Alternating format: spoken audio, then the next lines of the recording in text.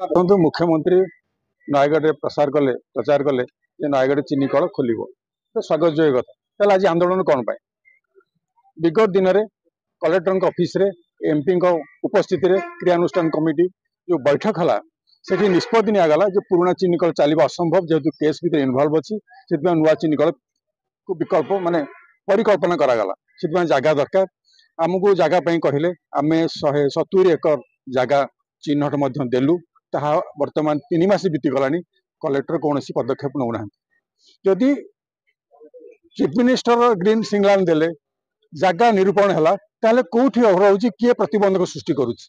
ଚିନି କଳ ଯେଉଁ ପାଣି ପଇଲା ଠାରେ ପାଣିର ସୁବିଧା ଅଛି, ସେଠି କମ୍ୟୁନିକେସନର ସୁବିଧା ଅଛି। ଯଦି ୱେଷ୍ଟେଜ ଯେଉଁ ହେଉଛି ପଲ୍ୟୁସନ, ପର୍ଯ୍ୟାପ୍ତ ଜଙ୍ଗଲର ସୁବିଧା ଅଛି ଏବଂ ତା ପେରିପେରିରେ ପ୍ରାୟ 70% ଆଖୁ ଚିନି କଳକୁ ଯୋଗାଯାଏ। ଏଭଳି ସୁଇଟେବୁଲ ଜାଗା ଥାଉ କ'ଣ ପାଇଁ ଅଲଗା ଜାଗା ବିକଳ୍ପ କରାଯାଉଛି? ସେଥିପାଇଁ ଏ ପ୍ରତିବାଦ। ଯଦି ଆଗାମୀ ଦିନରେ କୌଣସି ବିକଳ୍ପ କରାଯାଏ, ଚିନି କଳକୁ ନେଇ ଉନ୍ନତ କରିବା ପାଇଁ ପ୍ରୟାସ କରାଯାଏ, ନିଶ୍ଚିତ ଭାବରେ ଏ ଚାଷୀ ଯେଉଁ ଶାନ୍ତିପୂର୍ଣ୍ଣ ଗଣତାନ୍ତ୍ରିକ ପ୍ରକ୍ରିୟା ଆସିଛନ୍ତି ତାହା ନିଶ୍ଚିତ ଭାବରେ ବୈପ୍ଳବିକ ଆକାର ନେବ। ବିପ୍ଳବ ହଉଛି ସେଠି 45 ଏକର ଜାଗା, ସମ୍ଭବ ନୁହେଁ। ପାଣିର ସୁବିଧା ନାହିଁ। ସେଠି ଗାଁର ଯେଉଁ ଲୋକ ଅଛନ୍ତି ତାକୁ ବାହାର କରିବାକୁ ପଡ଼ିବ, ବିଚ୍ଛେଦ କରିବାକୁ ପଡ଼ିବ।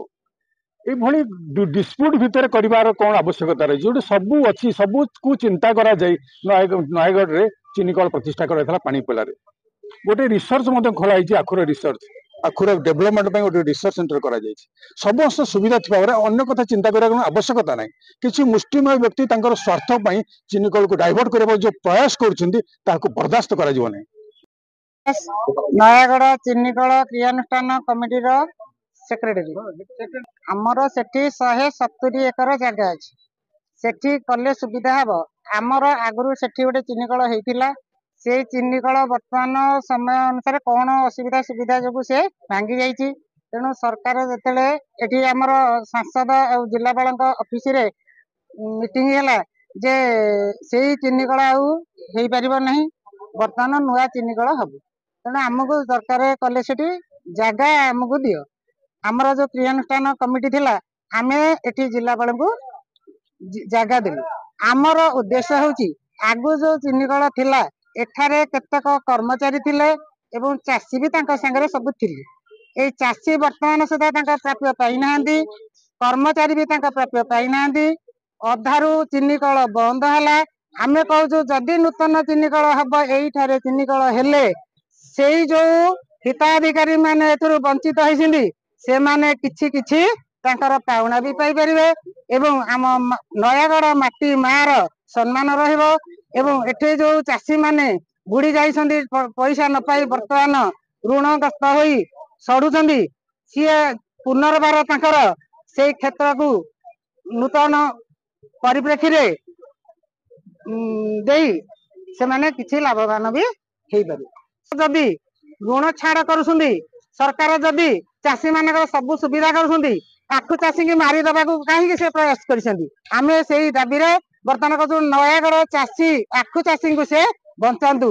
ନୟାଗଡ଼ ଚାଷୀ ଆଖୁ ଚାଷୀର ବଳ, ନୂତନ ଚିନିକଳ, ଏଇ ଦାବିରେ ଆମେ ବର୍ତ୍ତମାନ ତାପରେ ଜିଲ୍ଲାପାଳ ଆମର ଆଉ ଗୋଟିଏ କାମ ଆମର କରିଛନ୍ତି କ'ଣ, ଯେତେବେଳେ ଜାଗା ଆମର ଆବଶ୍ୟକ ପଡିଲା, ଯଦି ବିଭିନ୍ନ ଜାଗା ଏଠିକି ଆସିଲା, ଯଦି ସେଇ ଜାଗାରୁ କିଛି ଜାଗା ଗଲା, ଆମ ଜାଗା କାହିଁକି ଏପର୍ଯ୍ୟନ୍ତ ସରକାରଙ୍କ ପାଖରେ ପହଞ୍ଚି ପାରିଲା ନାହିଁ? ଏହା ହଉଛି ମନମାନି ଆମ ଜିଲ୍ଲାପାଳଙ୍କର। ତେଣୁ ଏଇ ମନମାନି ସେ କରିବା ପାଇଁ ଆମେ ତାକୁ ଅନୁରୋଧ କରୁଛୁ ଯେ ଆଗାମୀ ଦିନରେ ଏମିତି ମନମାନି କରନ୍ତୁ ନାହିଁ ଏବଂ ଯୋଉ ଯୋଉ ପ୍ରସ୍ତାବ ଅଛି ତାକୁ ସରକାର ପାଖରେ ଦିଅନ୍ତୁ। ସରକାରଙ୍କର ଯଦି ଯୋଉ ଜାଗାଟା ତାଙ୍କର ଏଠି ଇଏ ଉପଯୁକ୍ତ ହବ ସିଏ ଚୟନ କରନ୍ତୁ। ଏଠି ଜିଲ୍ଲାପାଳଙ୍କୁ ଉପଯୁକ୍ତ ସ୍ଥାନ ଚୟନ କରିବାକୁ ଦିଆହେଇନି, ତାଙ୍କୁ ଜାଗା ସରକାରଙ୍କ ପାଖରେ ପହଞ୍ଚାଇବା ପାଇଁ କୁହାଯାଇଥିଲା, କିନ୍ତୁ ତାହା ଜିଲ୍ଲାପାଳ ନ କରି ବର୍ତ୍ତମାନ ତାଙ୍କ ପକେଟରେ ସେଇ ଜିନିଷ ଗୁଡାକ ଧରିକି ଯୋଉ ପ୍ରସ୍ତାବ ଗୁଡା ଦିଆହେଇଛି ପକେଟରେ ଧରିକି ସେ ବସିଛନ୍ତି। ତାରି ଉପରେ କିଛି ଏମିତି ନିଷ୍ପତ୍ତି ହେଇନି। ଆମେ ଗୋଟେ ପ୍ରିଲିମିନାରୀ ପ୍ରପୋଜାଲ କରିକି ଆମେ ଗଭର୍ଣ୍ଣମେଣ୍ଟ ସବମିଟ କରିଛୁ। ଏଥିରେ କିଛି ଲ୍ୟାଣ୍ଡ ପ୍ରପୋଜ ଆମେ କରିନାହୁଁ। ଯୋଉ ଚାଷୀ ମାନଙ୍କର ଯୋଉ ପ୍ରପୋଜାଲ ରହୁଛି ଏ ଜାଗାରେ ହଉ ବୋଲି, ଯୋଉ ପୁରୁଣା ଚିନିକଳ ଥିଲା ତା ପାଖରେ ଗୋଟେ ଲ୍ୟାଣ୍ଡ ଆଇଡେଣ୍ଟିଫାଇ କରିକି ଆମକୁ ଦେଇଛନ୍ତି। तारी ऊपर आमे भी तार देखिबा फिजिबिलिटी चेक करिया और गवर्नमेंट को आमे प्रपोजल करिया और तापरे जो भी माने गवर्नमेंट निष्पत्ति नेबे हिसाब से आगु काम जिला प्रशासन एबे पर्यंत किछि आमे जागा दिया